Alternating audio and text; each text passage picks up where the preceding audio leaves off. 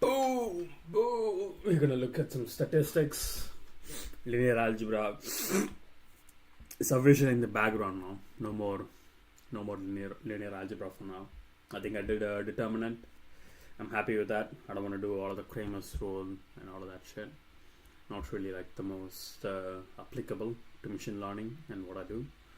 So for the next couple of months, it's just going to be me doing statistics. We're going to look at black crime statistics and see what we can find. And that's about it. I think thought about like I was like debating what should I do. Should I like find an MIT course or what should I be doing? What's the right action? Obviously, this thing. It's like eigenvectors. I have like an idea. And all of these shitters. It's pretty rudimentary. I might like do this like side by side and finish it off within like a couple of weeks maybe. It's not really like a priority anyway. And the most important stuff anyway is statistics. So let's do some research on what's like the best thing to study statistics in. Instagram's ironically like the best place to like find out about all of this.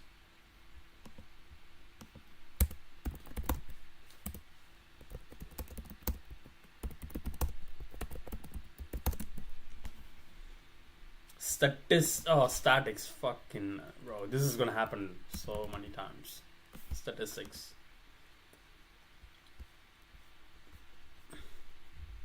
Where is the math sorcerer? This guy knows what it takes. Talk to a monk.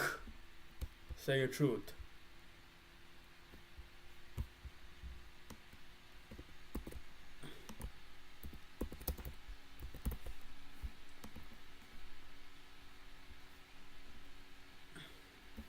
Okay, this is golden.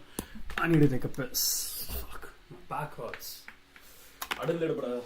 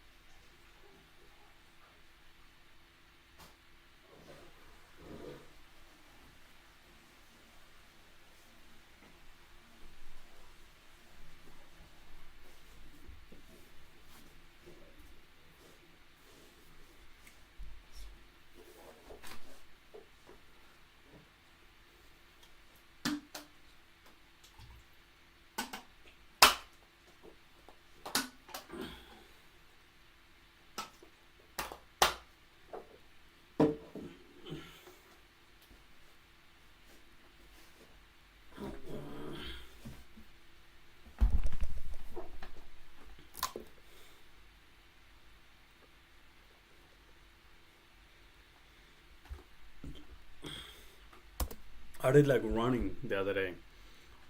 Fucking hell. It's difficult.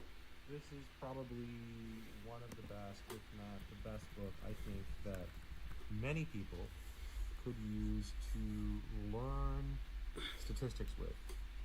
It's called Statistics. It's the second edition. It's by Friedman, Pisani, Purves, and Adhikari. And this is an older book. It's heavy. It's a really heavy book. I'm going to give it a whiff. Smells musty. It's got a musty smell. It's a little bit musty. And Well, I hate books. I don't want to read books. copyright 91 and 78. Wow, 78 is the first edition. This book is great for self-study because it has answers in the back of the book. Right, you have answers. And it has good explanations. It's written at a very elementary level. Let's look at the topics that you can actually learn. I think this is an incredible book. The only downside of this book might be that I don't know if it's still available. I don't know. I'll look and I'll try to find it. And I'll Why the fuck did you make the video then? Part 1, Design of Experiments. This is really Brother.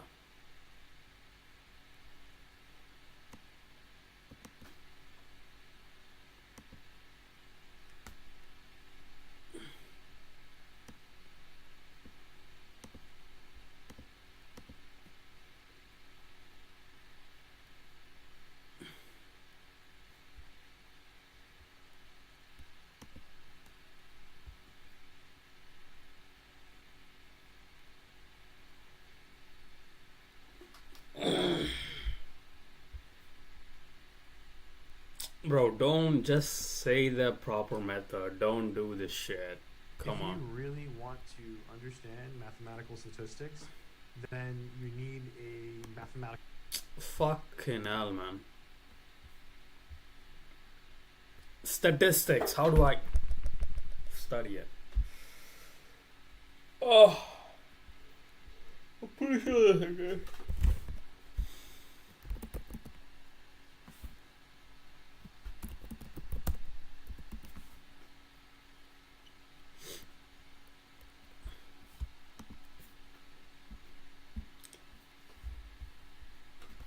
Where is the 3 blue one guy with statistics? Can this guy teach me statistics? Let's see.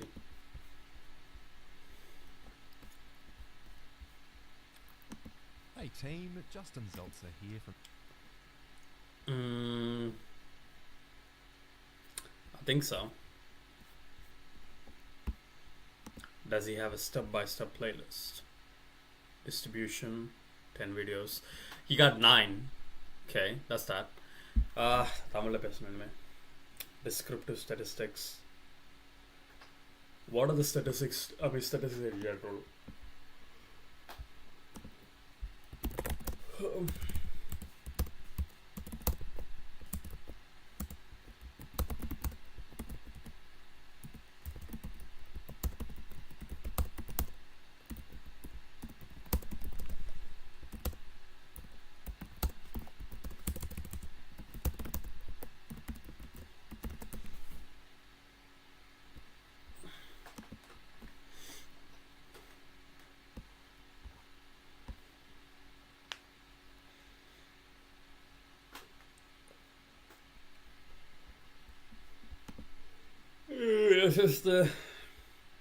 Let's just look into this shit.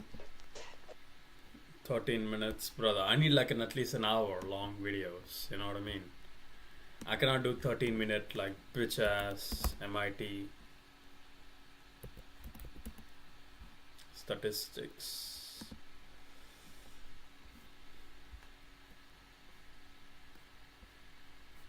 Do people do this? The following content is provided.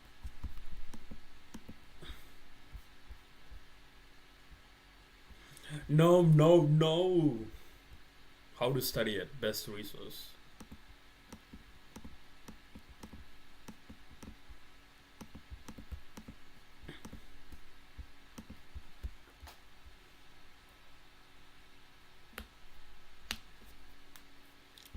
Ooh, I need like something like this.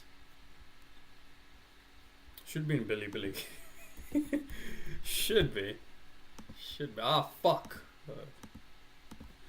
Nigger. Let's get it.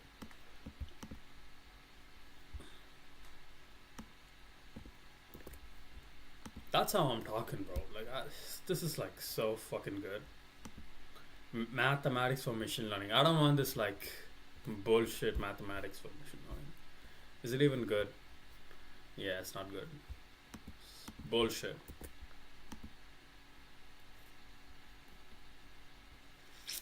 Man, I wish I learned Chinese. Low key. Can this guy talk English? No. He's a white guy talking Chinese. What the fuck?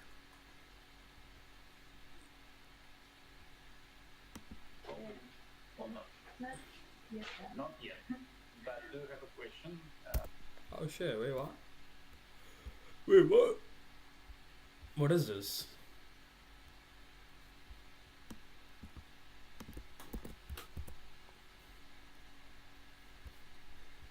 Whoa, I just found something good. That's what I'm talking, nigga. So what is this? Can I get a translation on this?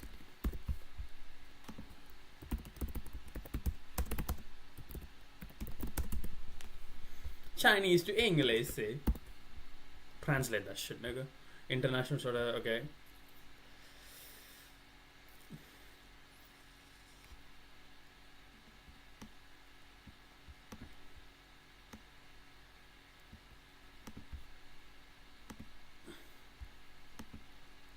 I could have just done whatever. Whatever. I think you're done. Okay.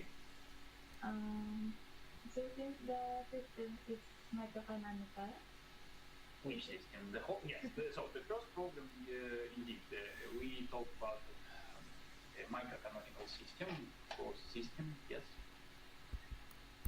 so we just need to Brother, just get into this shit already.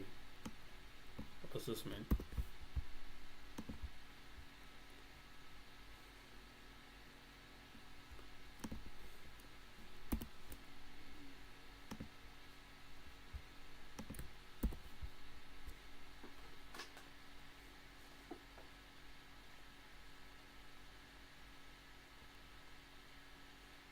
Theoretical physics. Ah, fuck.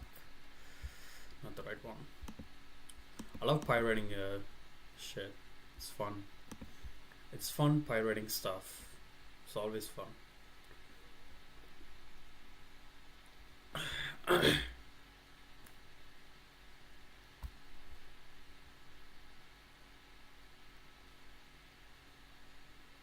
It's Chinese, man. These Chinese motherfuckers are smart as shit. Fucking. They're so smart that it makes me fucking mad. What should I do? Brother, give me a cos probability. Okay. Probability. It's all statistics. It's always been. I'm just.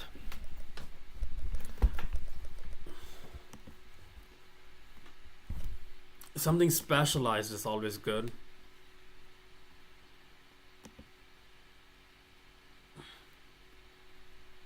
Hello, I'm Josh Starmer, and welcome to StatQuest.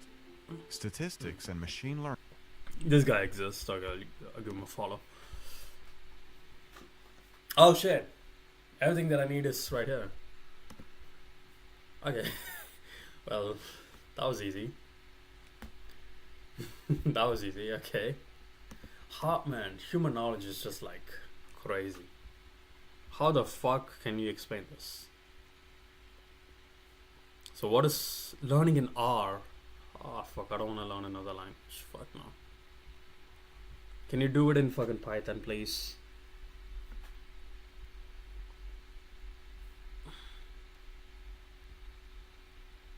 I don't want to do nothing in R.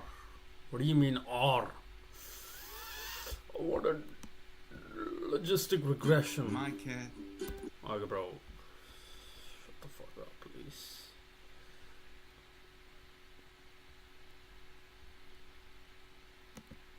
Should I like read a book? What is like the best way to like learn?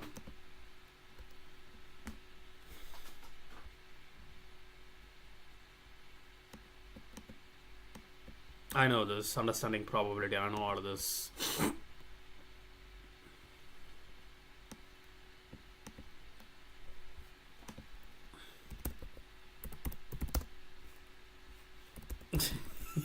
Eight hours a day, yeah, sure. 8 hours a day.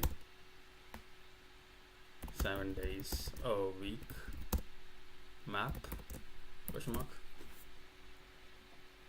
Okay, that's perfect. That's serious. Level up fast yourself. Okay, let's build a 6. Fuck.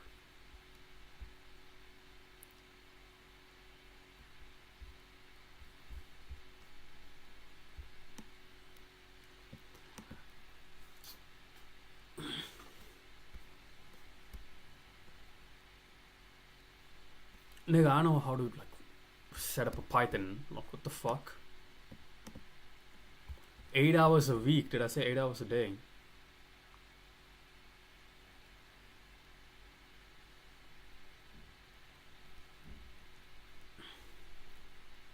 $6 weeks, bro. I need to learn it today. Today, nigga. Oh, coding is like the funnest bit, anyway. Okay. I don't want to get hip issues from wrestling. It's so unfair.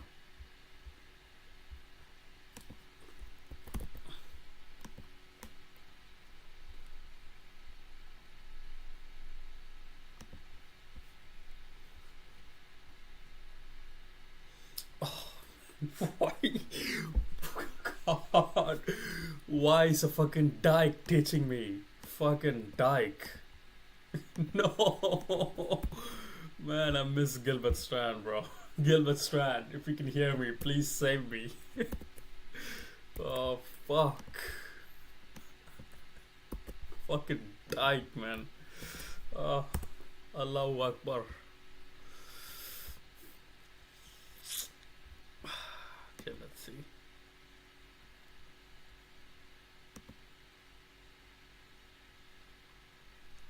Oh,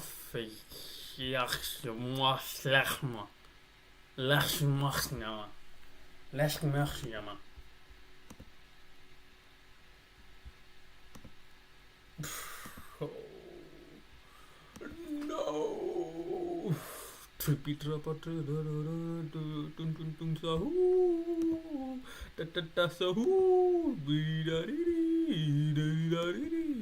trippy trappy trappy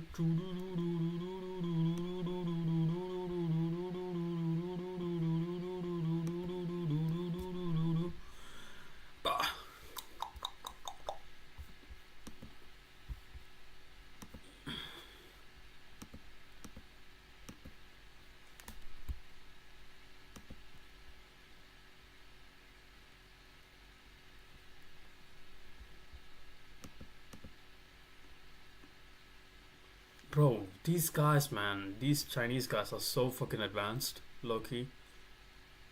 We just don't know it yet, you know what I mean? All of this DeepSeek, man, I'm telling you. DeepSeek in itself is just like, how the fuck? They like did it in a fraction of money and made it like way better than ChatGPT. when like DeepSeek dropped back in like whatever, you just know everyone in OpenAI was scrambling. It's like the second plane has hit the tower, president type shit. You know what I mean? That is like some DeepSeek is like some crazy shit, man. All these like Chinese guys with like glasses on, trying to compete with that. They're like fucking PhDs in like math from the age of 5. Man, imagine, bro, what the? It all looks the same, man. I can't. It all looks the same. It all looks the same, bro. Statistics with Python.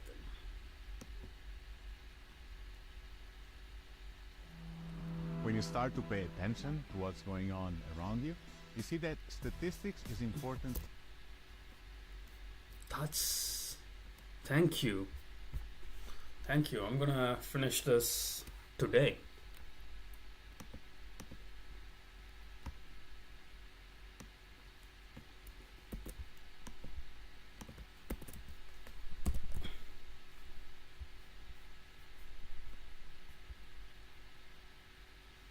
Python bootcamp. Look at this nigga, man.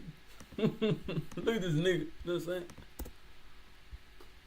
Yo, I love this shit. I like pirating shit. You know? Makes me feel good. Another piss break because I like concentration.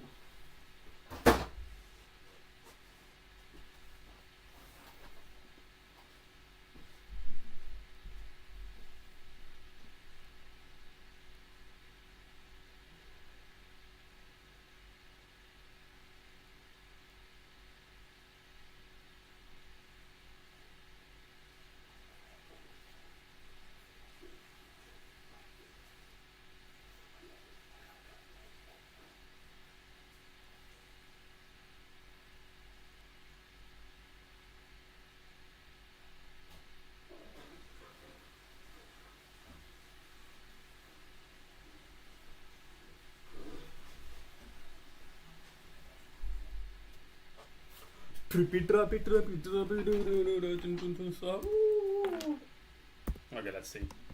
For everything. I'm going to guide you through the fundamentals of statistical analysis using Python to learn the beginner concepts, but also to build real-world applications. And you don't need any prior programming knowledge to get started. This isn't like Can I get a higher quality, please? I demand it. I demand a higher quality. I don't know, bro. Can I do that? Can I log in via my phone?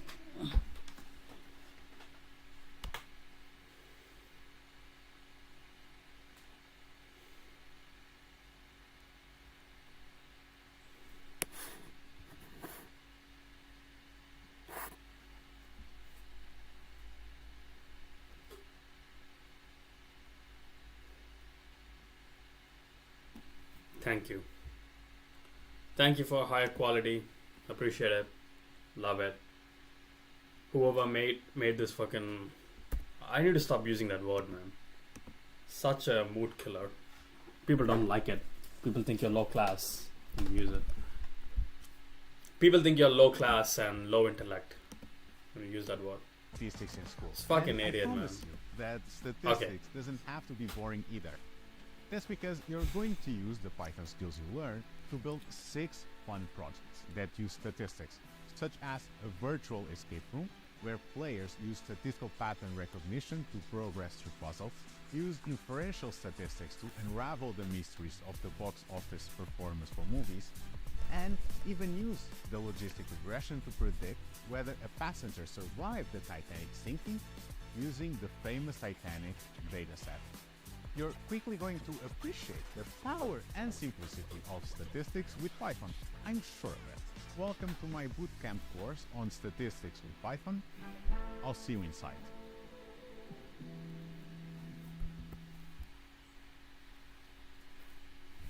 Welcome to this course on statistics with Python. We're about to go on a very exciting journey through statistics and data analysis with Python.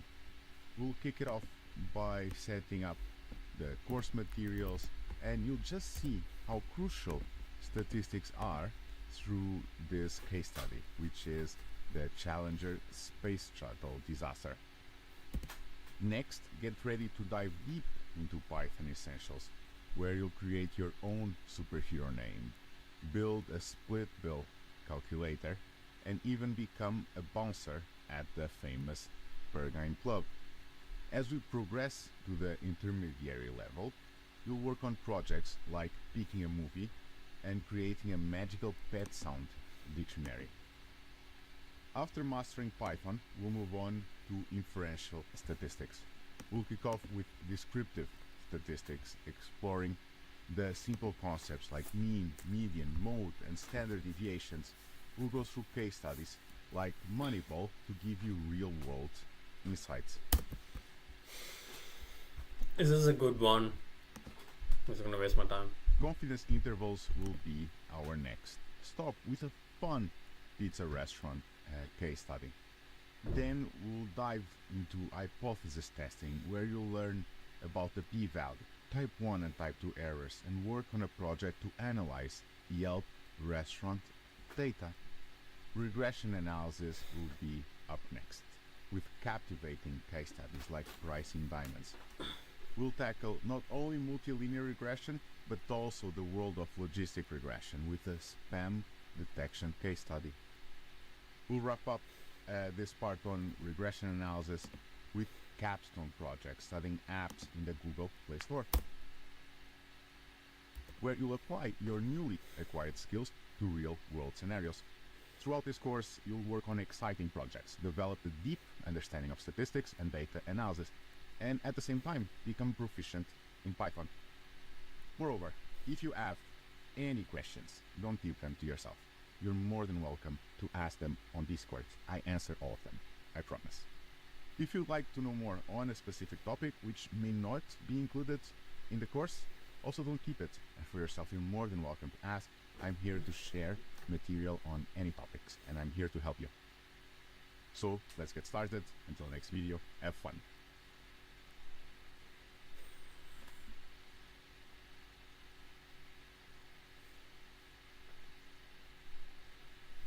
Hey everyone, it is case study time. Why statistics matter?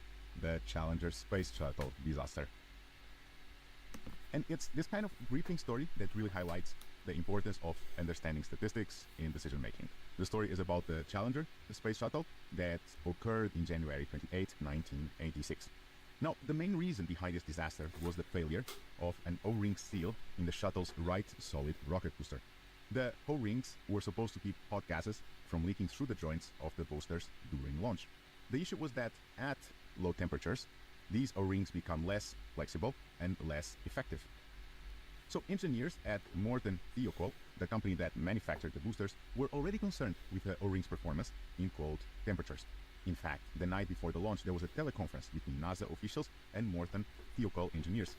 One of the engineers, Roger Boisjoli, warned that launching when the temperature was below 53 degrees Fahrenheit could lead to O-ring failure. Unfortunately, on the day of the launch, the temperature was only 36 degrees Fahrenheit. Now, here's where the story really illustrates the significance of statistics. Despite the concerns raised by the engineers, the decision makers at NASA and Morton Thiokol decided to go ahead with the launch. One of the reasons for this decision was that there was no formal statistical analysis of the available data on O-ring performance at low temperatures. After the disasters, the Rogers Commission was formed to investigate the accident. Dr. Richard Feynman, a well-known physicist and Nobel laureate, was part of this commission. He decided to conduct his own statistical analysis of the data on O-ring damage using a technique called the chi-square test, which, as a side note, you'll definitely learn in this course. And he wanted to see if there was a statistical significant relationship between temperature and O-ring damage. To no surprise, Feynman discovered a clear relationship between low temperatures and an increased likelihood in O-ring damage. So the Challenger space shuttle disaster teaches us a crucial lesson about the importance of understanding and applying statistical principles when making decisions, especially when lives are at stake. It's a powerful reminder that we should always be aware of the need for solid statistical methods when we're dealing with complex data and high-stakes situations. Hope you enjoyed the story. Until next video, have fun.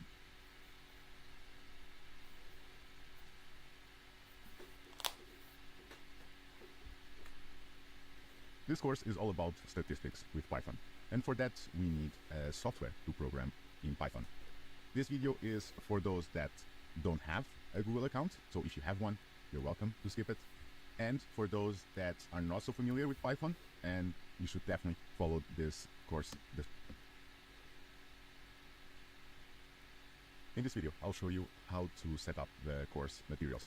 This video is dedicated towards those that will either use the Google Colaboratory and the Google software to do it with me, and it's really those who are starting out. In case that you have some experience and you want to use other softwares like Jupyter Notebook or PyCharm, you're more than welcome to do it. But particularly those that are starting out, I would strongly recommend that you do it with me. In the previous lecture, there was a link to download a file, which would be statistics with Python. It is a zip folder, so I'm going to open it and I'm going to unzip it. I'm going to put it here on the desktop, and then what I will do is that I'll import it to my drive. And that's it, really. That's the only thing that I'm going to do. Okay, so we are complete now. Stop hand holding, man. Close this and go to my drives. And to wherever the Python go, it will find Python folder into and regression and data and current one code on Propstone is the best option current. So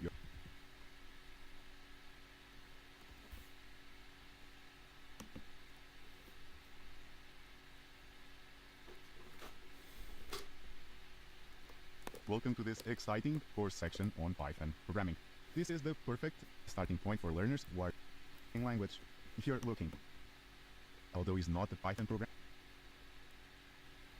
today we are going to talk about the range function. Bro, what the fuck?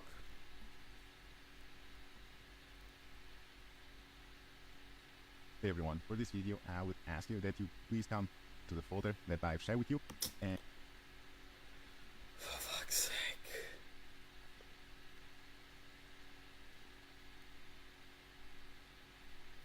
For fuck's sake, bro. Just show the statistics. Nothing else, please. Fuck's sake, wasted my time.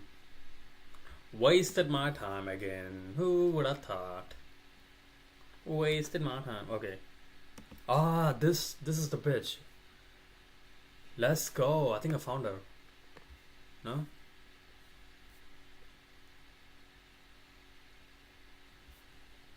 Welcome to Visualizing and Understanding Statistics with Python. This is the first course in a larger Statistics with Python specialization. Each course is going to build upon the previous course, giving you a well-rounded view of what statistics is and the ability to. Let's go. Oof.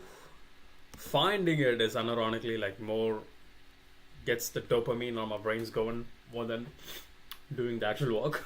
It is what it is, bro. It is what it is. That's how it is.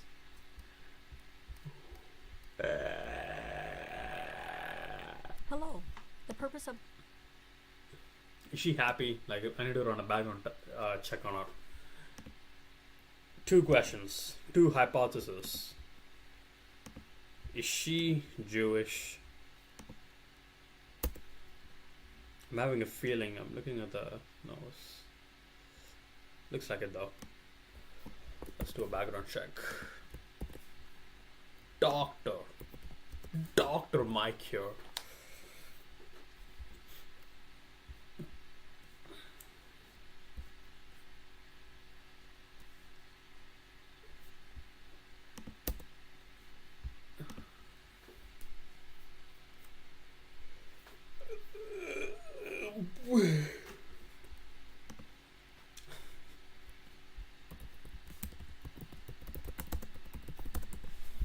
Who are you, Brenda? Man, I like Gilbert Strand. I know.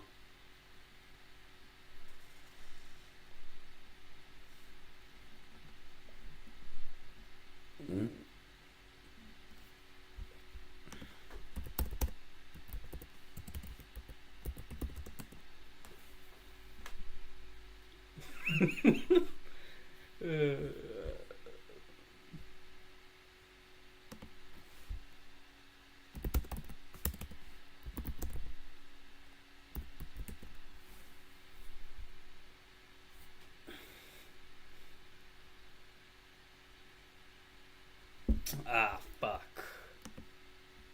Fucking hell, man. Okay, let's just go. Is it even legal to like stream this shit? Probably not, I think.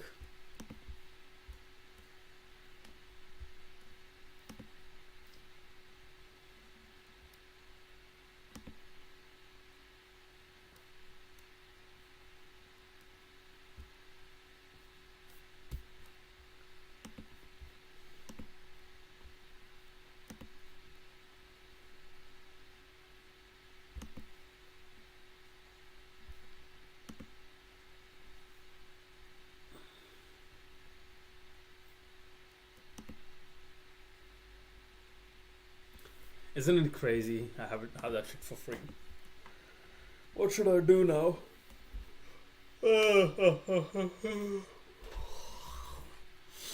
You know what I'm gonna do?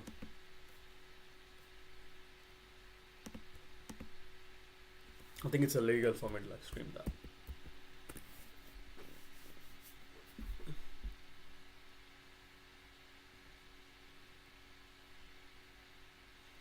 Should I like show my working?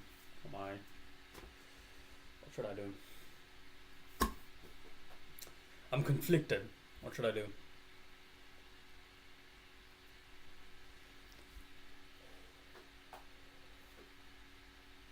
What?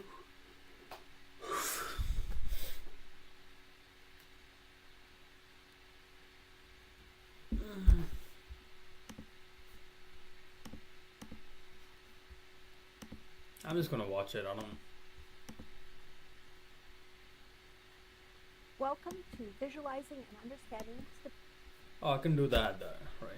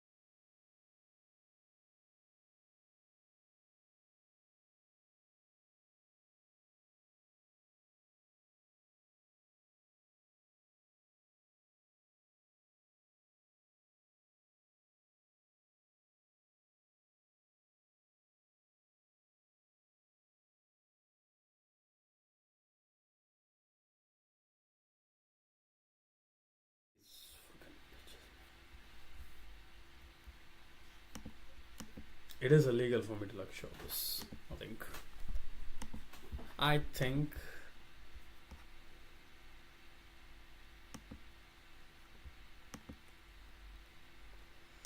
let's do this.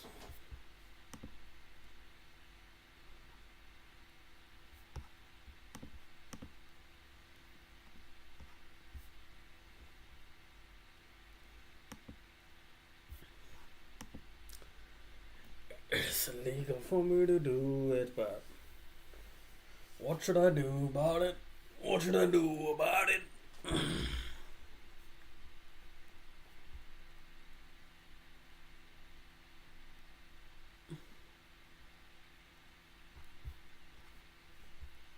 Okay, I'm just gonna do it.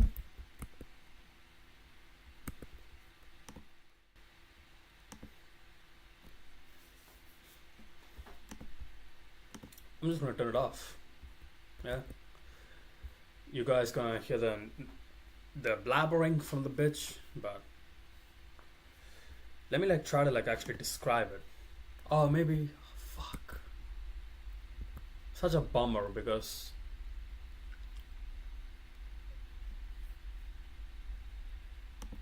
Yeah. Statistics with Python.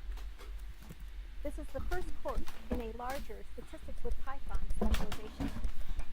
Each course is going to build upon the previous course, giving you a well-rounded view of what statistics is, and the ability to practice what you're learning using Python.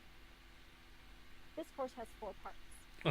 In the first part, we're going to take a look at what is statistics and what is data. Okay. We'll think of statistics as a big tent discipline, having a I don't variety think of so. different perspectives. Okay. We're going to hear from a couple of colleagues. They're going to share their perspectives Couple of Jews. in real life.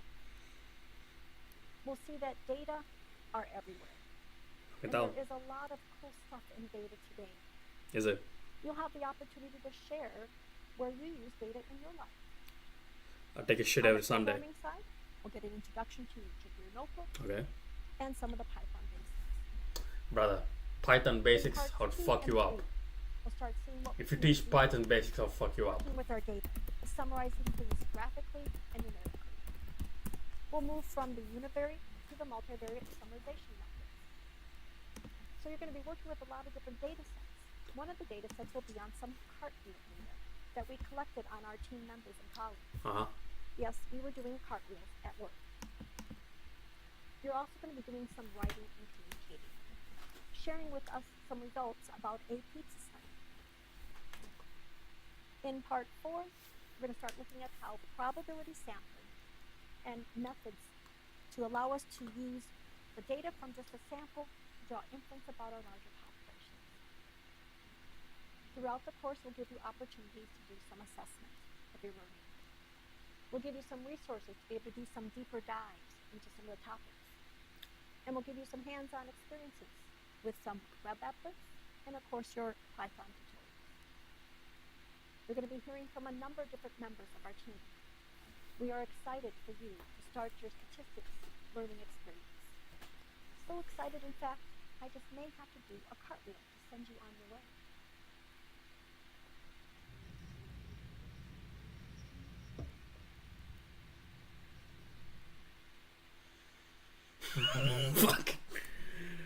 Fucking dork.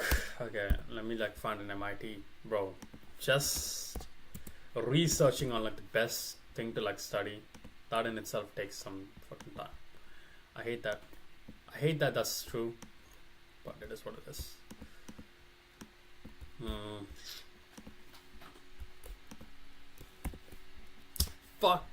Fucking statistics. Yep.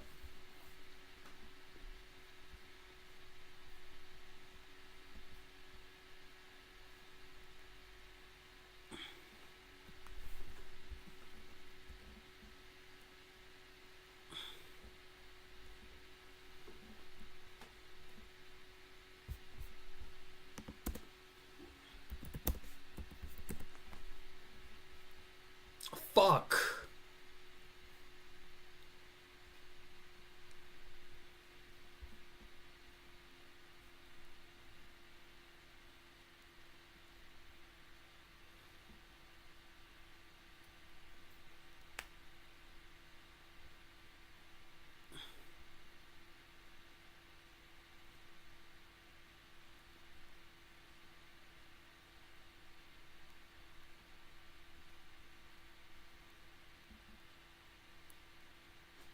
prediction. What do I need for this?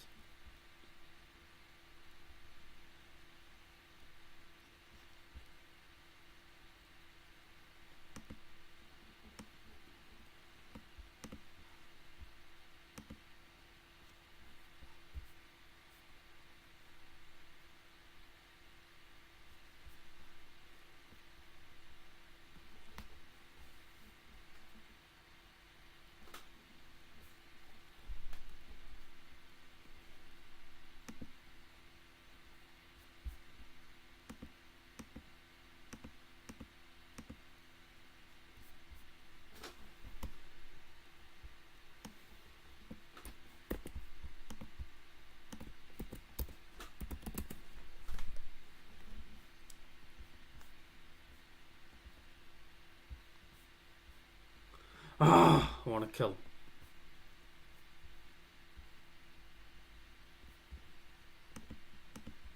Let's just like listen to this bitch. Hello. The purpose of this brief lecture is to provide you, the learner, with guidelines and suggestions for maximizing what you take away from this course on understanding and visualizing data with Python. Mm-hmm. This course will rely heavily on the use of Jupyter Notebooks. Okay. Illustrate and demonstrate concepts that are covered during the lectures using Python. Fine. Now, in general, you will note that the notebooks are listed after a series of lectures and various assessments that are given each week of the course. Cool. Let's take a look at week 1. Here we have videos and readings. We have a discussion prompt, and there's a couple quizzes. And finally, at the end, we have our notebooks. You will notice that you often see a notebook and video in pairs. So our advice is to not wait. Don't wait to open the notebooks. In fact, we strongly encourage you to keep the notebooks open simultaneously as you go through the various lectures. You can then pause the lectures and then try things out in the notebooks as you learn about them. Using larger monitors or multiple monitors could certainly help facilitate your ability to do this. Past learners, though, have found that this approach will maximize your uptake of information, your sense of how to apply what you're learning in Python. Here's a snapshot of my workspace as I was going through part of week 1. On the right screen, I had the video of a team member who was guiding me, the learner, through what a notebook kernel is and how to change the kernel through a drop-down menu. On my left screen, I had my notebook open, and I was pointing and clicking and following along, trying out the same steps. One focus of this course is understanding data, what it is, the types of data, and where data come from. It is very important to understand where data come from when you are preparing for an analysis. Mm-hmm. As we get into week 4, you will learn a great deal about the origins of data, including how we select samples and how to account for sample design in data analysis. There's a lot of good content here. So our advice for this week is to make good use of the variety of in-video questions that were added to make these ideas more concrete. We instructors welcome your individual questions about the content in this course. Now, while these questions may not be answered immediately, when they are answered, they'll be archived in the FAQs. Oh, So they're okay. made available for future learners to enhance their experience. Many questions will be quickly answered in the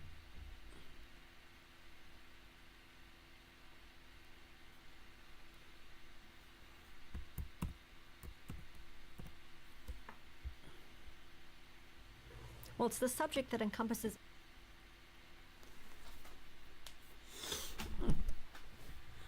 Hello.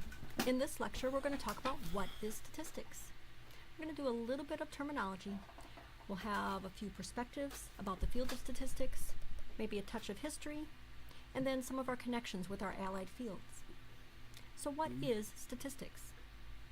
Well, it's the subject that encompasses all aspects of learning from data. So as a methodology, we're talking about the tools, the methods to allow us to work with data, to understand that data. Now, statisticians apply and develop data analysis.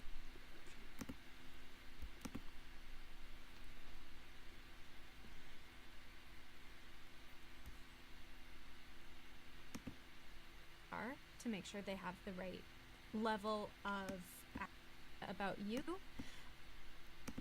artist. You can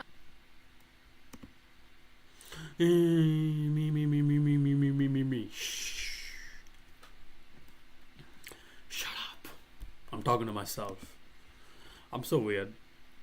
Be reasonable to take the average of this variable. If we think to be some set, Bro, he's a young man. What happened? What happened, bro? You good? You good, home? You good, homeboy? Homeboy, you good? And those are just a few examples. Homeboy, you good, nigga? You good? Oh, I just ripped an ass. Hopefully you guys can hear it. Okay. This apparently is good.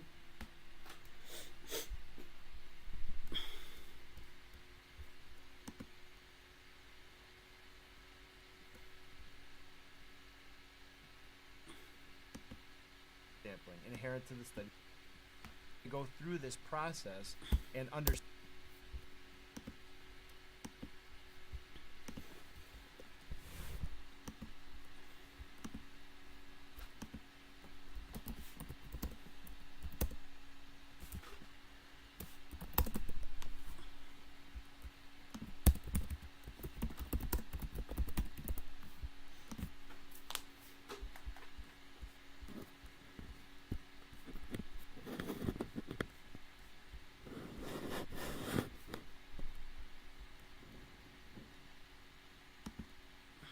Gonna start this stat quest with a silly song. But if you don't, Oh, I want to kill this guy. Please, can I kill him? Can I bless me, Lord? Bless me, oh Lord. Bless me, oh Lord. I want to kill this gonna man. start this stat quest.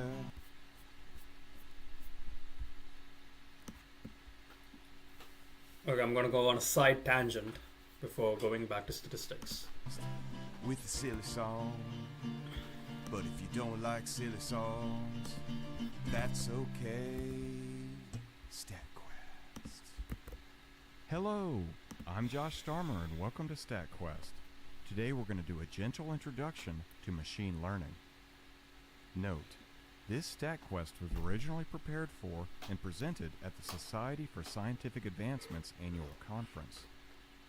One of the things that SOSA does is promote science and technology in Jamaica. Let's start with a Who silly cares, example. bro? Who cares about science Do from you Jamaica? like silly songs, but not machine learning, then you'll still love StatQuest. Otherwise, you might not like StatQuest. Wah, wah. If you don't like silly songs, are you interested in machine learning? If you don't like silly songs, but you like machine learning, then you'll love StatQuest. If you don't like silly songs or machine learning, are you interested in statistics? If you don't like silly songs or machine learning, but you're interested in statistics, then you will love StatQuest. Otherwise, you might not like StatQuest.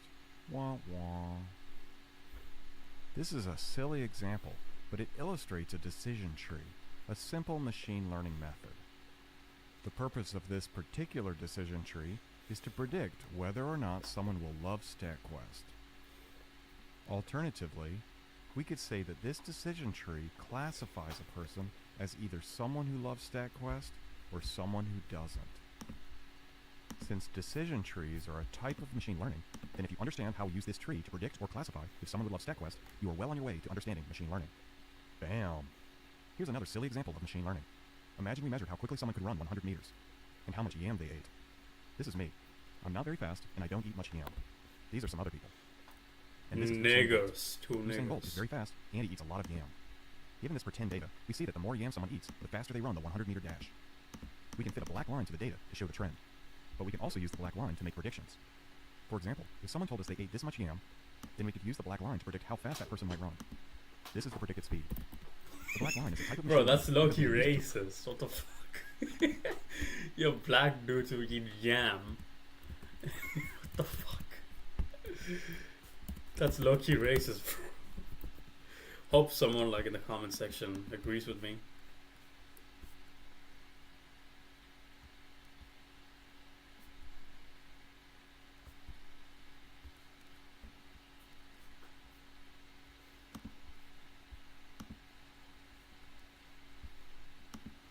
Fucking bitch, man. I hate these bitches. Fuck.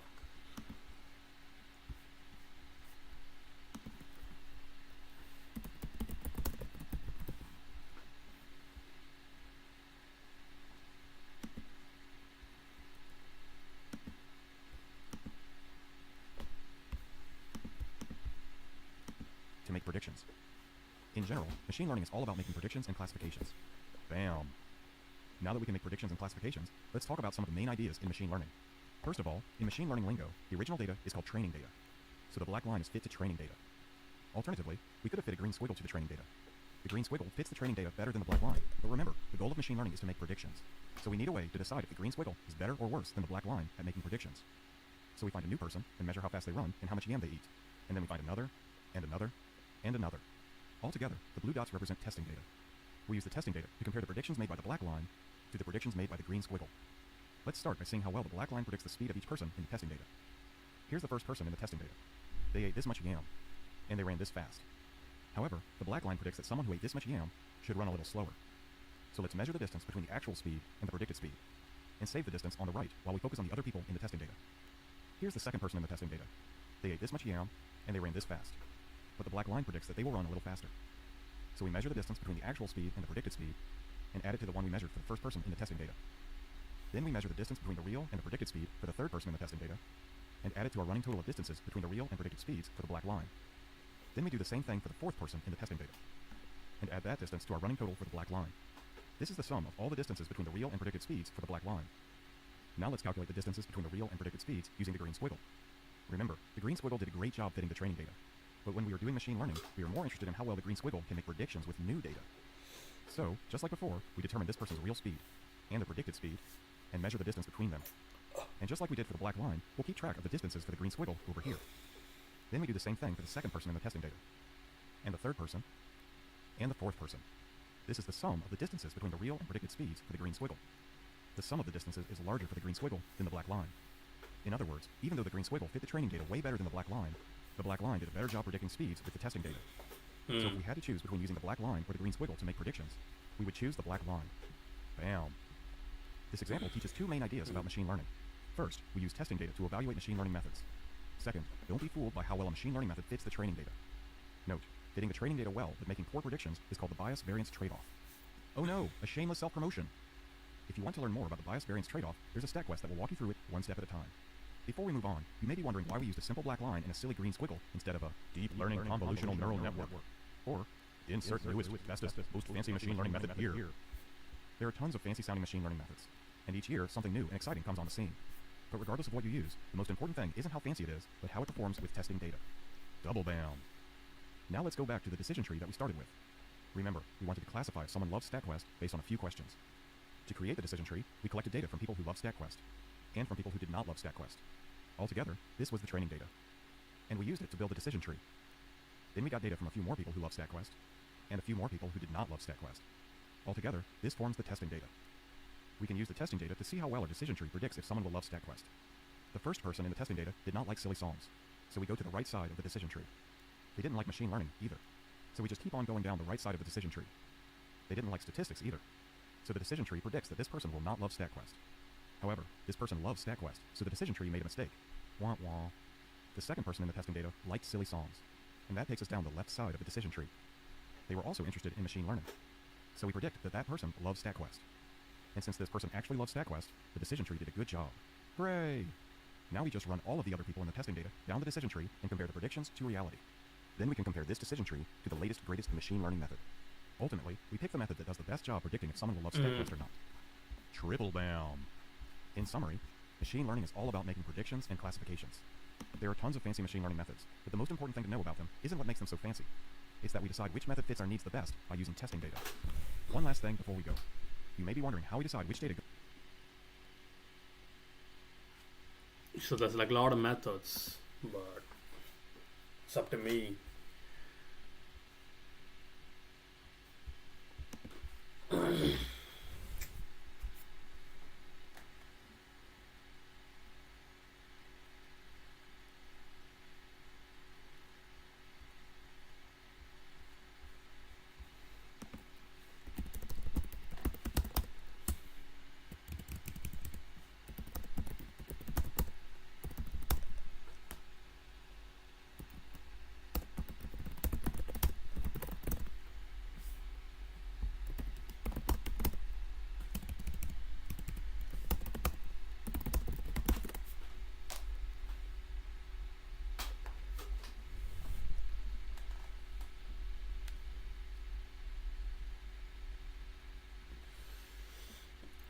Position, I mean, it's the same thing.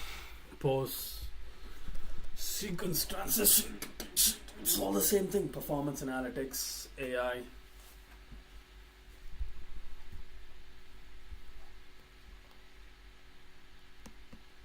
Image classification.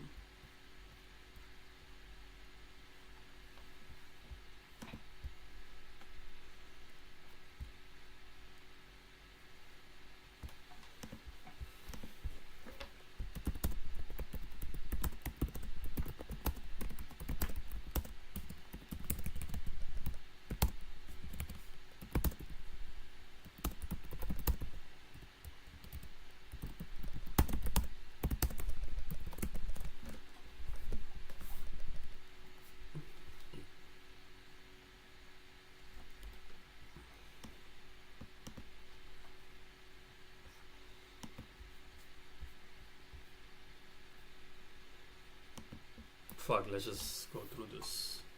In the next 17 minutes, I will give you an overview of the most important machine learning algorithms to help you decide which one is right for your problem. My name is Tim, and I've been a data scientist for over 10 years. In the next 17 minutes, I will give you an overview of the most important machine learning algorithms to help you decide which one is right for your problem. My name is Tim, and I've been a data scientist for over 10 years and taught all of these algorithms to hundreds of students in real-life machine learning bootcamps. There's a simple strategy for picking the right algorithm for your problem. In 17 minutes, you will know how to pick the right one for any problem and get a basic intuition of each algorithm and how they relate to each other. My goal is to give as many of you as possible an intuitive understanding of the major machine learning algorithms to make you stop feeling overwhelmed. According to Wikipedia, machine learning is a field of study in artificial intelligence concerned with the development and study of statistical algorithms that can learn from data and generalize to unseen data and thus perform tasks without explicit instructions. Much of the recent advancements in AI are driven by neural networks, which I hope to give you an intuitive understanding of by the end of this video. Let's divide machine learning into its subfields. Generally, machine learning is divided into two areas: supervised learning and unsupervised learning. Supervised learning is when we have a data set with any number of independent variables, also called features or input variables, and a dependent variable, also called target or output variable, that is supposed to be predicted.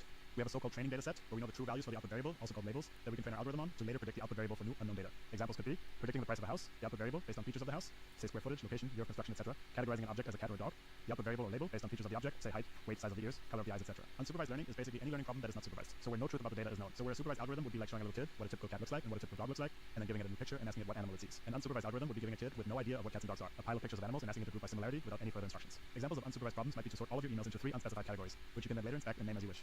The algorithm will decide on its own how it will create those categories, also called clusters. Let's start with supervised learning, arguably the bigger and more important branch of machine learning. There are broadly two subcategories. In regression, we want to predict a continuous numeric target variable for a given input variable. Using the example from before, it could be predicting the price of a house given any number of features of a house and determining their relationship to the final price of the house. We might, for example, find out that square footage is directly proportional to the price, linear dependence, but that the age of the house has no influence on the price of the house. In classification, we try to assign a discrete categorical label, also called a class, to a data point. For example, we may want to assign the label spam or no spam to an email based on its content, sender, and so on. But we could also have more than two classes, for example, junk, primary social promotions and updates, as Gmail does by default. Now let's dive into the actual algorithms, starting with the mother of all machine learning algorithms, linear regression. In general, supervised learning algorithms try to determine the relationship between two variables. We try to find the function that maps one to the other. Linear regression, in its simplest form, is trying to determine a linear relationship between two variables, namely the input and the output. We want to fit a linear equation to the data by minimizing the sum of squares of the distances between data points and the regression line. This simply minimizes the average distance of the real data to our predictive model, in this case the regression line, and should therefore minimize prediction errors for new data points. A simple example of a linear relationship might be the height and shoe size of a person, where the regression fit might tell us that for every 1 unit of shoe size increase, the person will be on average 2 inches taller. You can make your model more complex and fit multidimensional data to an output variable. In the example of the shoe size, you might, for example, want to include the gender, age, and ethnicity of the person to get an even better model. Many of the very fancy machine learning algorithms, including neural networks, are just extensions of this very simple idea, as I will show you later in the video. Logistic regression is a variant of linear regression and probably the most basic classification algorithm. Instead of fitting a line to two numerical variables with a presumably linear relationship, we now try to predict a categorical output variable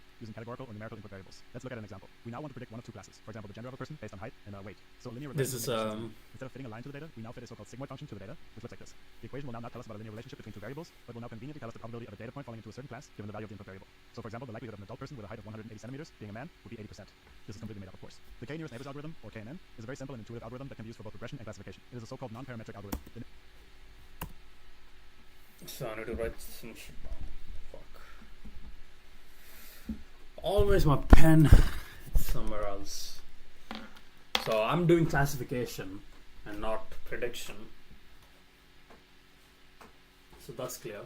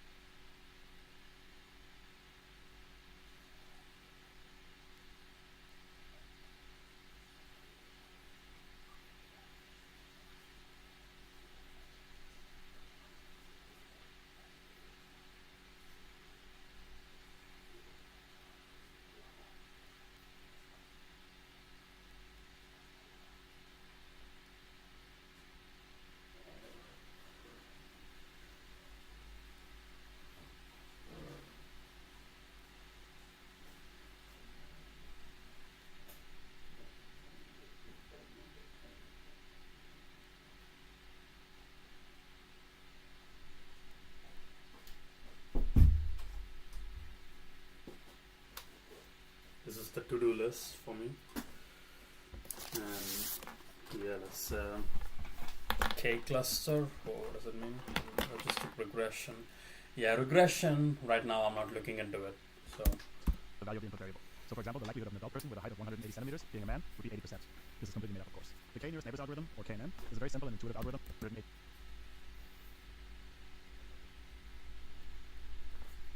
80 centimeters being a man would be 80%. This is completely made up, of course. The K nearest neighbors algorithm, or KNN,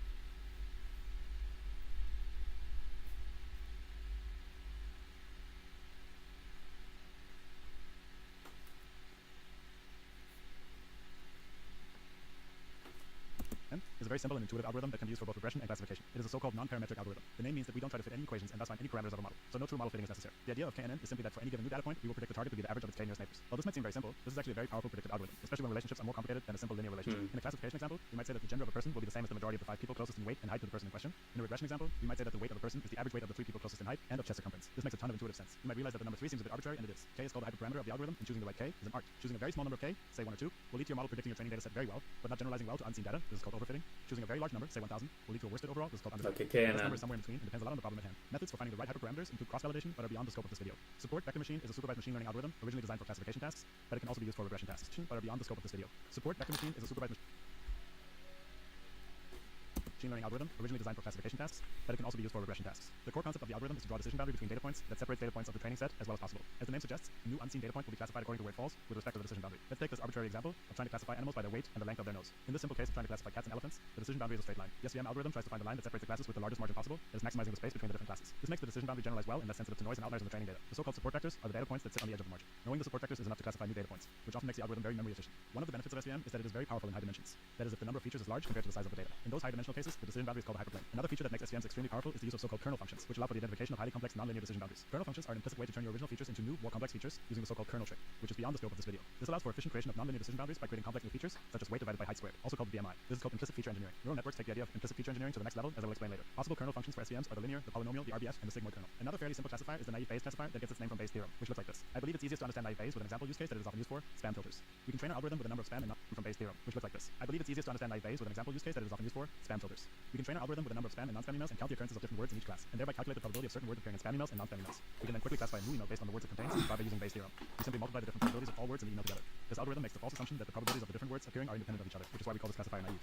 This makes it very computationally efficient while still being a good approximation for many use cases such as spam classification and other text-based classification tasks. Decision trees are the basis of a number of more complex supervised learning algorithms. In its simplest form, a decision tree looks somewhat like this. The decision tree is basically a series of yes-no questions that allow us to partition a data set in several dimensions. Here's an example. Decision tree for classifying people into high and low risk patients for heart attacks. The goal of the decision tree algorithm is to create so-called leaf nodes at the bottom of the tree that are as pure as possible, meaning instead of randomly splitting the data, we try to find splits that lead to the resulting groups, or leaves, to be as pure as possible, which is to say that as few data points as possible are misclassified. While this might seem like a very basic and simple algorithm, which it is, we can turn it into a very powerful algorithm by combining many decision trees together. Combining many simple models to a more powerful complex model is called an ensemble algorithm. One form of ensembling is bagging, where we train multiple models on different subsets of the training data using a method called bootstrapping. A famous version of this idea is called a random forest, where many decision trees vote on the classification of your data by majority vote of the different trees in the random forest. Random forests are very powerful estimators that can be used both for classification and regression. The randomness comes from randomly excluding features for different trees in the forest, which prevents overfitting and makes it much more robust because it removes correlation between the trees. Another type of ensemble method is called boosting, where instead of running many decision trees in parallel like for random forests, we train models in sequence, where each model focuses on fixing the errors made by the previous model. We combine a series of weak models in sequence, thus becoming a strong model. Because each sequential model tries to fix the errors of the previous model, boosted trees often get to high accuracies than random forests, but are also more prone to overfitting. Its sequential nature makes it slower to train than random forests. Famous examples of boosted trees are AdaBoost, gradient boosting, and XGBoost, the details of which are beyond the scope of this video. Now let's get to the reigning king of AI, neural networks. To understand neural networks, let's look at logistic regression again. Say we have a number of features and are trying to predict a target class. The features might be pixel intensities of a digital image, and the target might be classifying the image as one of the digits from 0 to 9. Now for this particular case, you might see why this might be difficult to do with logistic regression, because say the number 1 doesn't look the same when different people write it, and even if the same person writes it several times, it will look slightly different each time, and it won't be the exact same pixels illuminated for every instance of the number 1. All of the instances of the number 1 have commonalities. However, like they all have a dominating vertical line and usually no.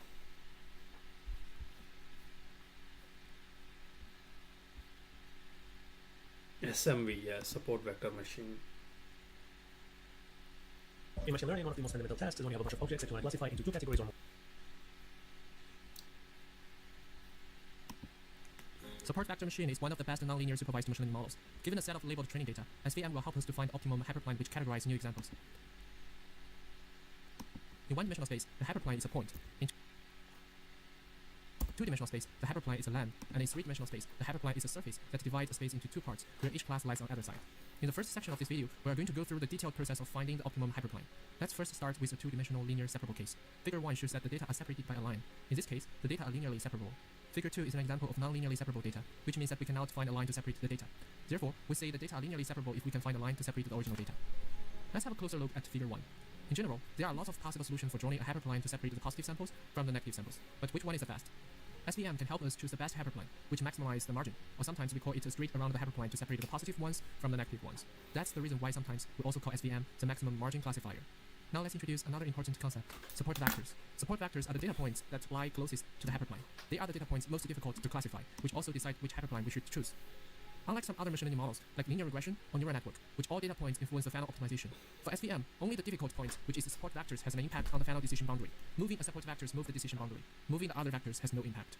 Just like any other machine learning model, during the inference time, SVM will predict the output y with input x. The input is just a set of features x for each sample. SVM will help us to find a set of weights w for each feature. Then through the linear combination of input features and weights, we can predict the output y. So far, it is just like the neural net. However, there is a major difference. SVM will optimize the weights in such a way that the only support vectors determine the weights and the decision boundary. Now, let's start the fun part of this section. We're going to go through the underlying mathematical process for SVM to find the hyperplane and maximum the margin. This part only requires that you have some basic background of linear algebra and optimization theory. Still, for this 2D example, we have three important lines. The middle line of the straight h0, which is the hyperplane, two guards of the straight h1 and h2. Now let's assume there is a vector w perpendicular to these three lines. For all the points on h0, they should have the same projection distance on w direction, which is w dotted x over the magnitude of w is equal to c. Let's multiply the magnitude of w on each side of the equation. We can obtain w dotted x is equal to c times the magnitude of w.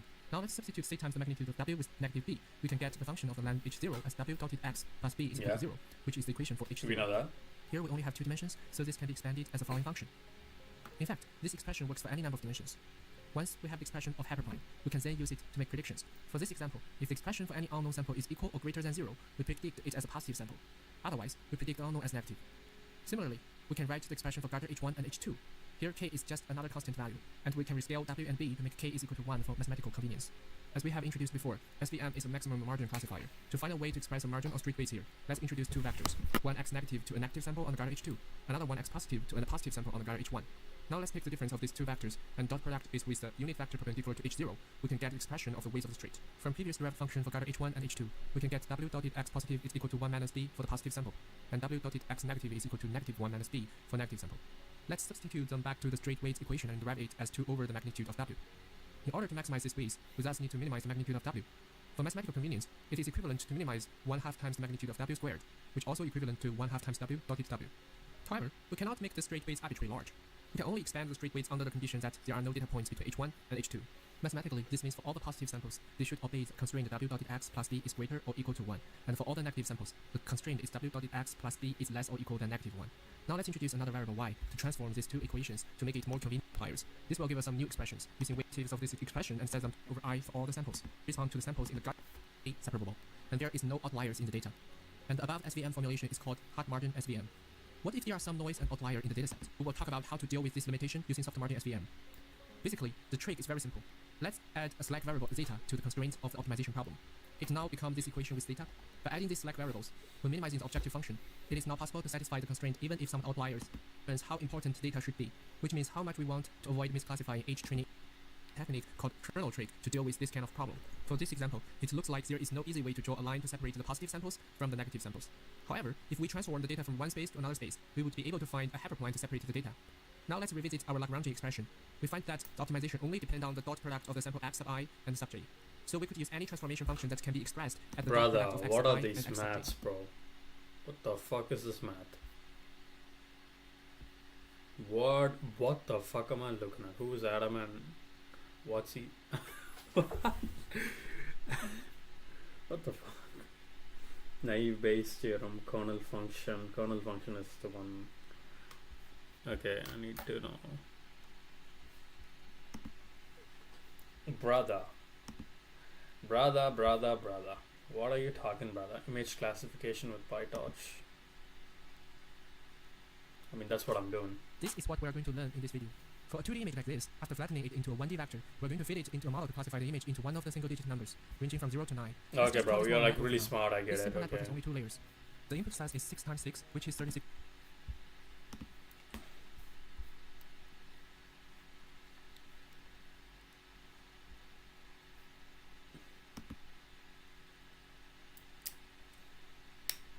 K-nearest the neighbor is a super...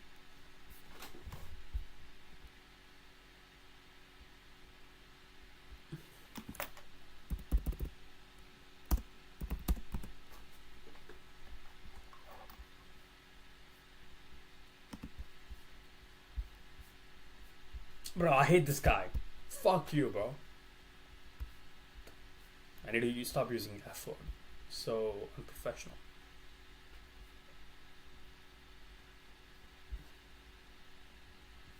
Soy boy. I don't like using swear words. Swear words make you look ugly. It makes you look ugly. Don't do it. K cluster. Who cares? K nearest neighbor.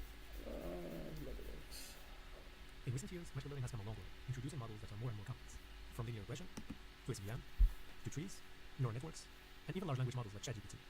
But sometimes, to truly understand how these models work, it is best to go back to the basics, especially if you're a beginner. Starting with simple yet powerful algorithms can make all the difference. So, let's take a step back and explore one of the most intuitive machine learning algorithms out there. Imagine you have a set of points, each labeled either blue or red. Now, I give you a new dot and ask you to classify it. Should it be blue or red? How would you decide? Most likely, you take a quick look at the nearby points. If most of the closest points are blue, you'd probably say the new dot should also be blue. And if they're red, you'd classify it as red instead. That instinctive approach, looking at the nearest neighbors and making a decision based on their labels, is exactly how k-nearest neighbors, or KNN, works. First, we choose a value for k, which represents the number of neighbors to consider. Then we find the k-nearest points to the new data points. We look at their labels, are most of them red or blue? And finally, we assign the new point the most common label among its neighbors. That's it. No complicated math, no complex models, just simple, intuitive decision making. Now, to determine the nearest neighbors, we need a way to measure distances. The most commonly used metric is the Euclidean distance, which calculates the straight line distance between 2 points. However, depending on the data, other metrics like the Manhattan distance or the Minkowski distance can be more appropriate. Choosing the right distance metric can impact how well KNN performs, especially in high-dimensional spaces. KNN is great for classification problems like we've seen, but it can also be used for regression. It's also a lazy learner, meaning it does not need to build a model beforehand. It just stores the data and makes predictions on demand. However, KNN does have its limitations. It can be slow with large datasets, and choosing the right k-value is crucial for accuracy. Additionally, KNN suffers from the curse of dimensionality. As the number of features increases, the concept of distance becomes less meaningful, making it hard for KNN to find relevant neighbors. And this can significantly impact performance, requiring techniques like dimensionality reduction to improve results.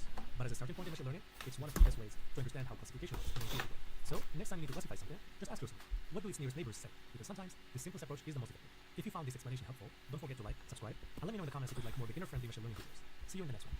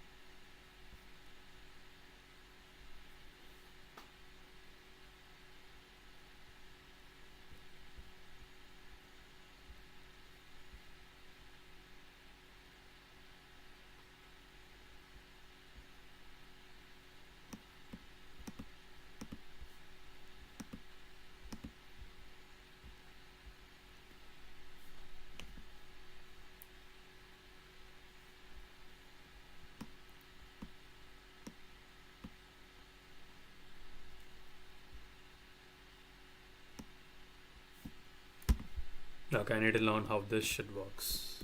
Is it a classification model? Probably.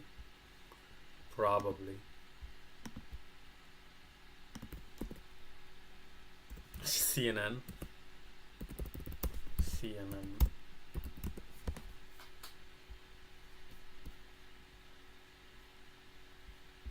Is it deep learning classification?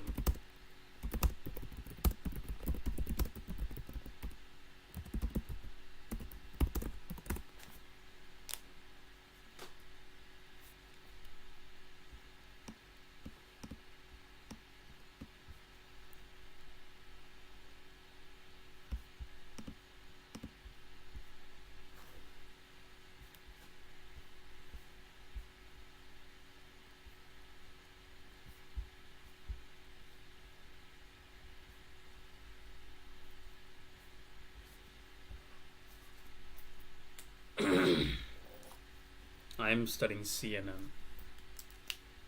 Hmm.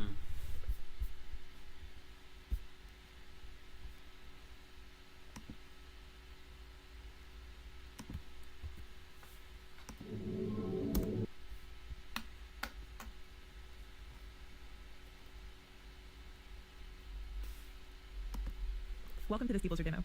I'm Mandy, and in this episode, we'll show how we can use the interactive convolution demo application on deepleser.com to further our understanding of the convolution operations used in. But what is Suppose I give you convolution? two different lists of numbers, or maybe two different functions, and I ask you to think of all the ways you might combine them. Oh wait, what? You got another video on convolution? Brother. Okay.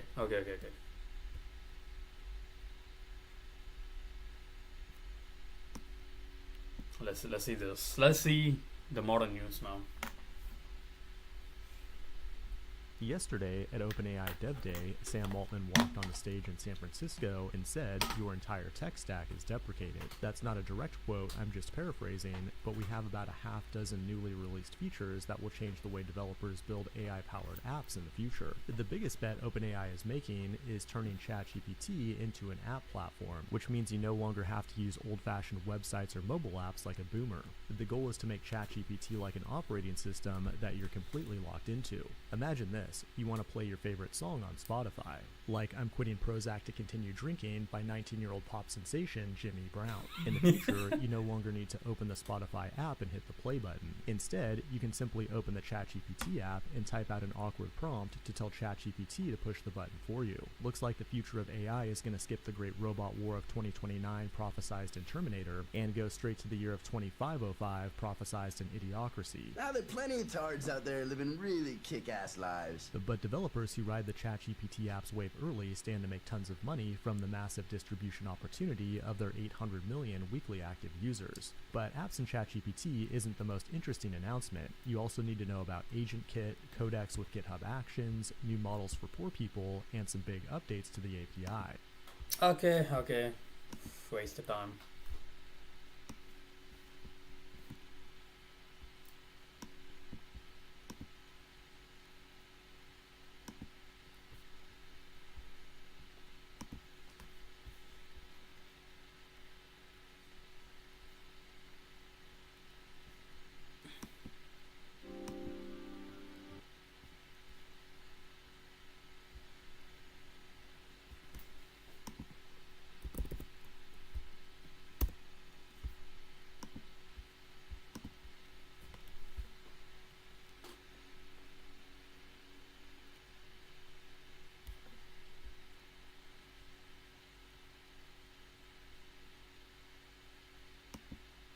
Those two lists to get a new list of numbers, or combine the two functions to get a new function.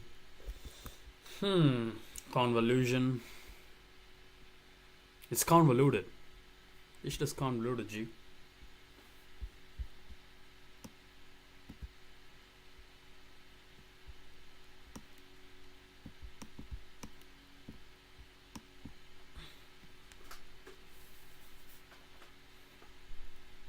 If you watched my previous video, you probably understand how the computer is capable of classifying images. This video will aim to give you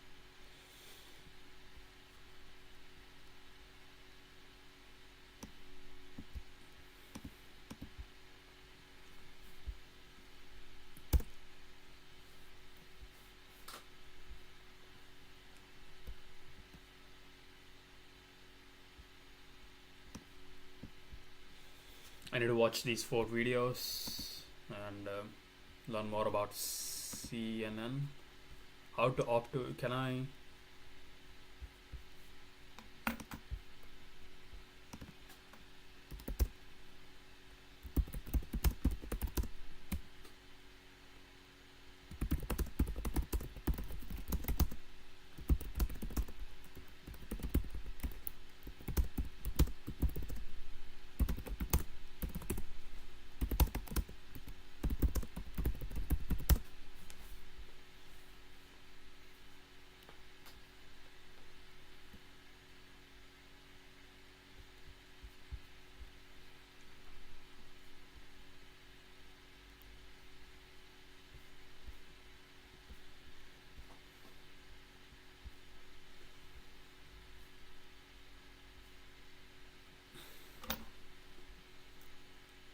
lot of matrices and dot products and eigenvectors. Okay.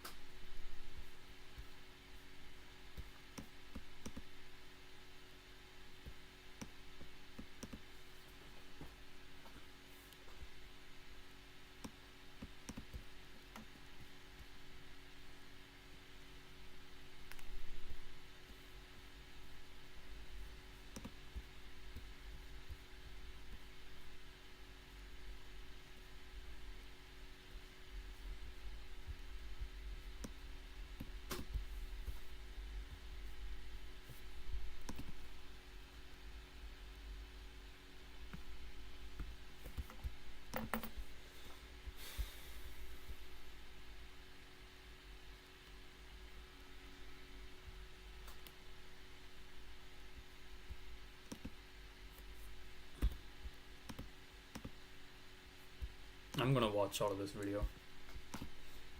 Maybe one simple way that comes to mind is to simply add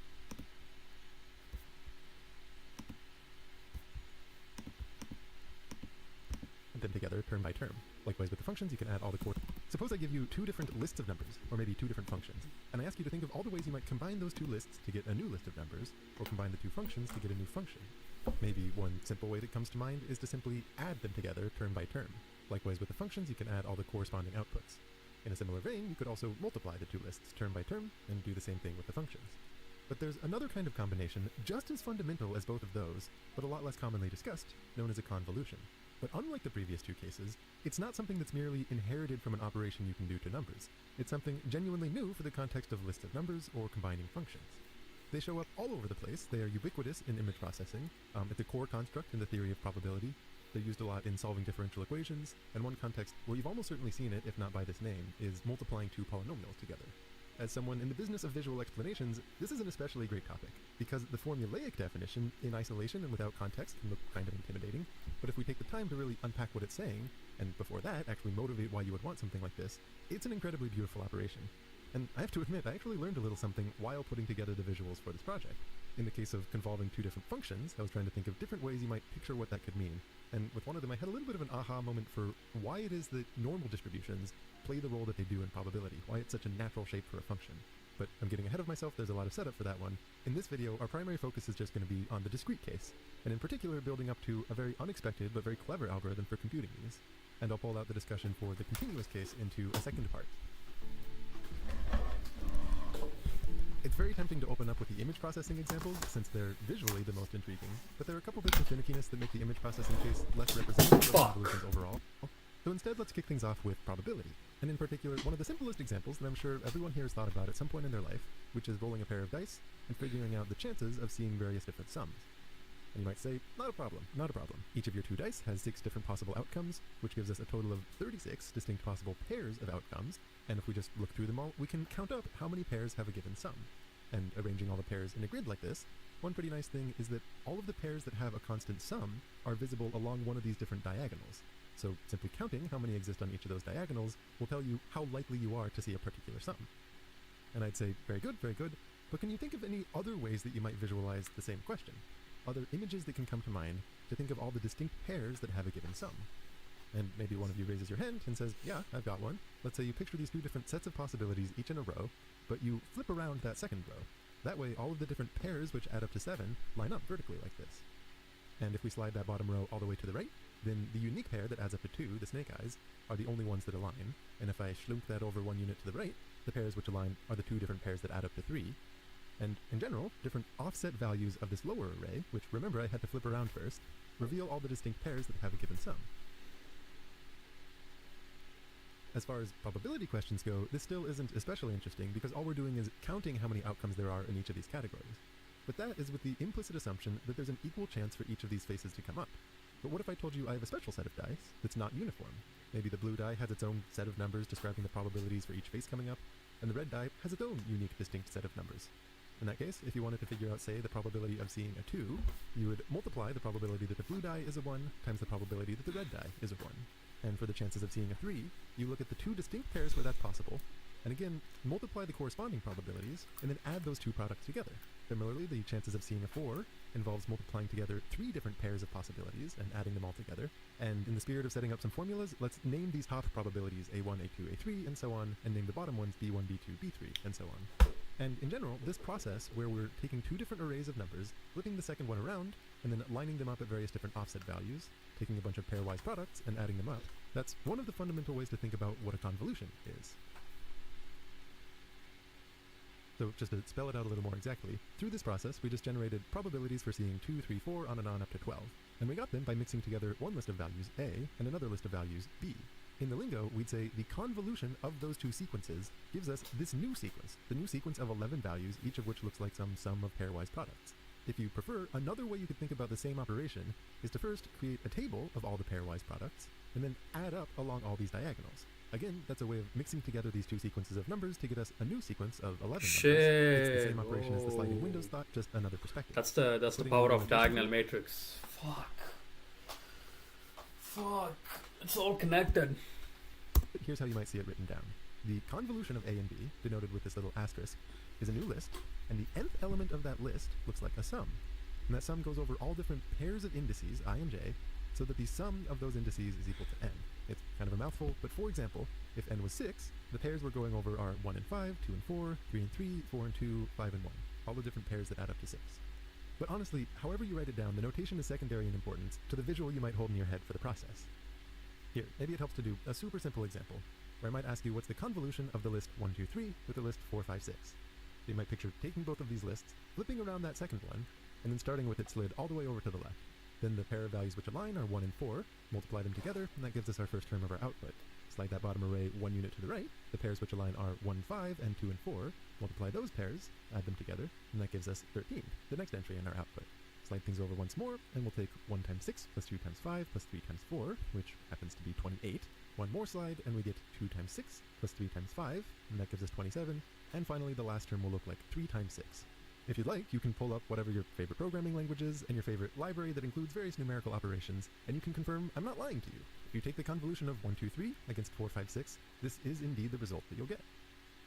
We've seen one case where this is a natural and desirable operation, adding up 2 probability distributions, and another common example would be a moving average. Imagine you have some long list of numbers, and you take another smaller list of numbers that all add up to 1. In this case, I just have a little list of 5 values, and they're all equal to 1/5.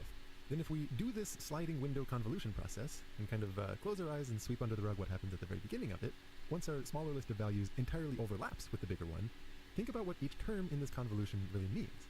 At each iteration, what you're doing is multiplying each of the values from your data by 1/5 and adding them all together, which is to say, you're taking an average of your data inside this little window. Overall, the process gives you a smoothed out version of the original data.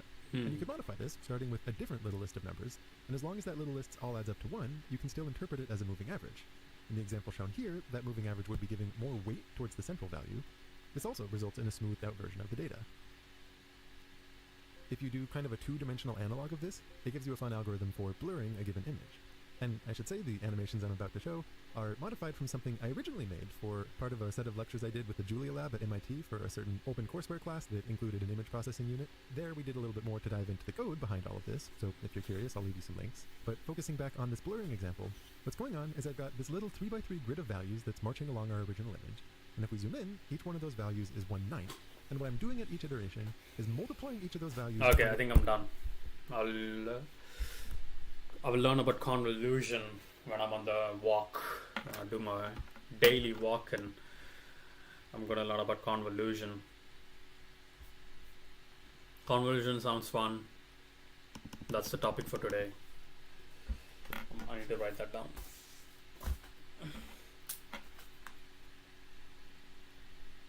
Convolution.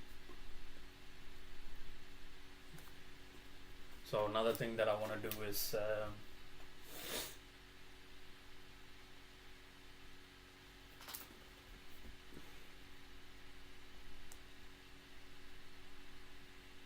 let's look at Khan statistics, Khan Academy.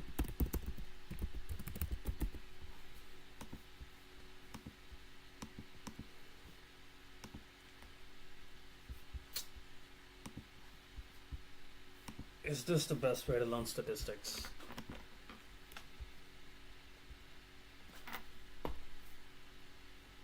Oh, my neck.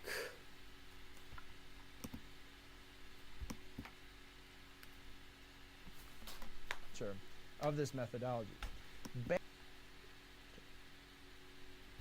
So if we look at this particular regression model where we actually have p different predictor variables that we're looking at, notice that there aren't any of those U terms included in this model, which, remember, in our discussions about multi-level modeling, those reflected.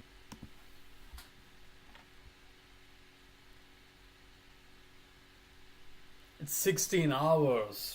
Fuck. 16 hours. I ain't got 16 hours, man.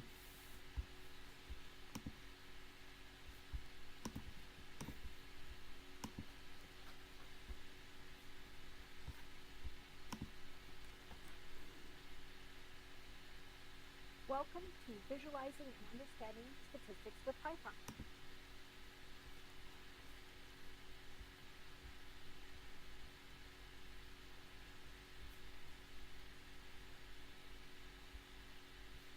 $16 bro. Fuck. Yeah, I need to like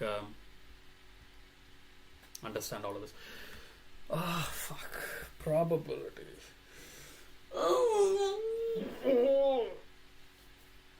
Okay, I need to do that close guard shit after.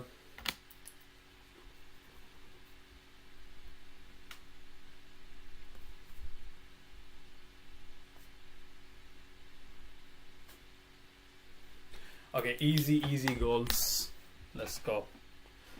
How long have I been streaming?